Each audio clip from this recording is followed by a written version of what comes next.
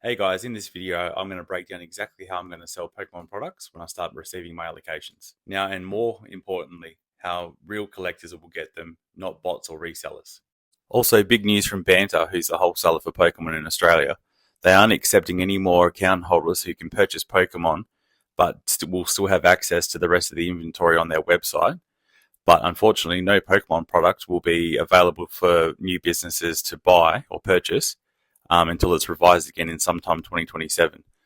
And I'll put a little email screenshot up there. This is from someone that sent it to me earlier on in the week. And I also mentioned this in one of my previous videos. So yeah, if you guys like to go check that out, it should be down in the description. If you haven't seen parts 1 and 2 yet of this series, please go and check them out first. It will give you a better idea of what's going to be happening in this video. I'm working towards securing a Pokemon wholesale account here in Australia. If you're already up to date, all good, keep watching. So far, I've spent roughly nearly $3,000 on wholesale orders, and I've got 3 months to go until I'm eligible for Pokemon in August.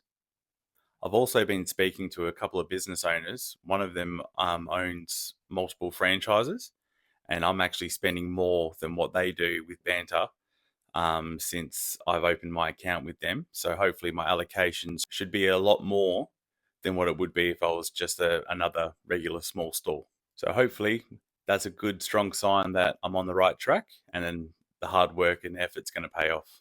So from what they've told me, the allocations are pretty solid across ETBs, booster boxes, blisters, all the other promotional packs, and also plus restocks from previous releases like Ascended Heroes, and some Phantasmal stuff also came back in. So realistically, if I stay consistent, I should end up with be in a similar position and when I become eligible, if not better. But that brings up how I actually get this Pokemon stock into the hands of real collectors of either sealed or people that want to rip packs to try and chase the big boy cards. Because we're seeing it happen constantly with every single Pokemon release.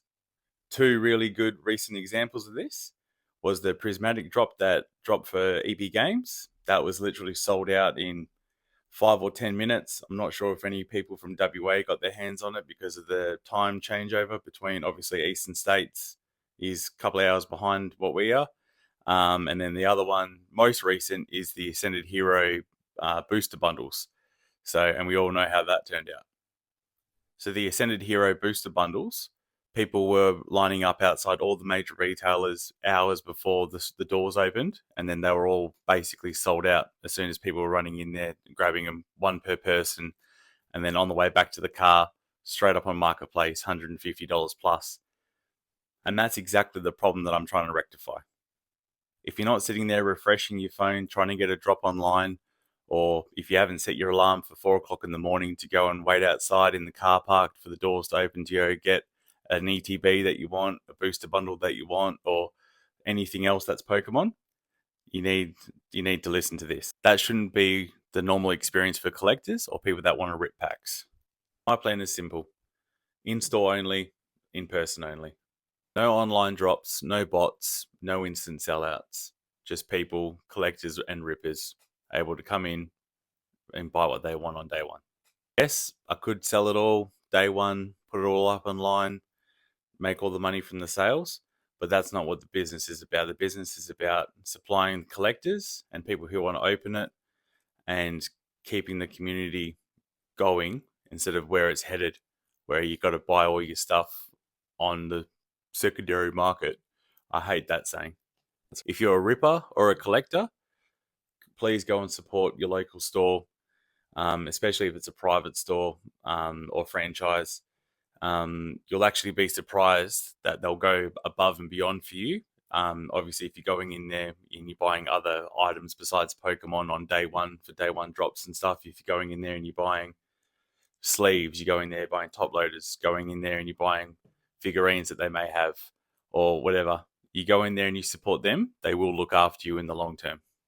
Quick note, Rippers and Collectors is going to be a new series I'm going to start on the channel very soon, and it's going to outline in detail exactly how I'm going to plan to sell to sealed collectors and people who want to rip packs. These businesses are built on community.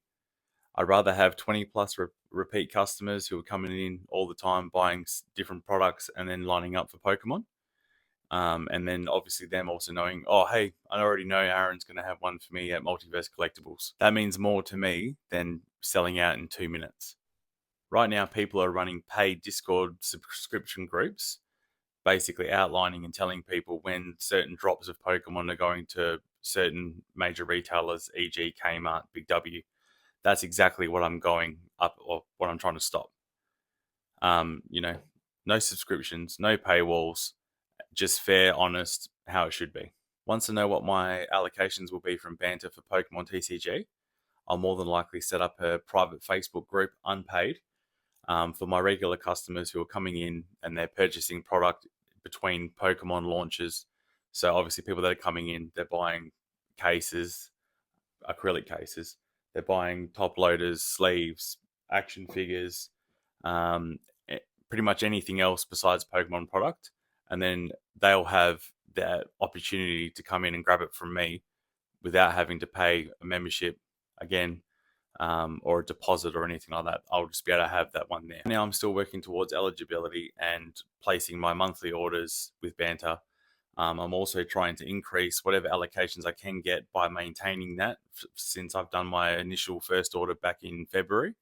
And I've been spending basically the same amount of money each month on orders, which you can see.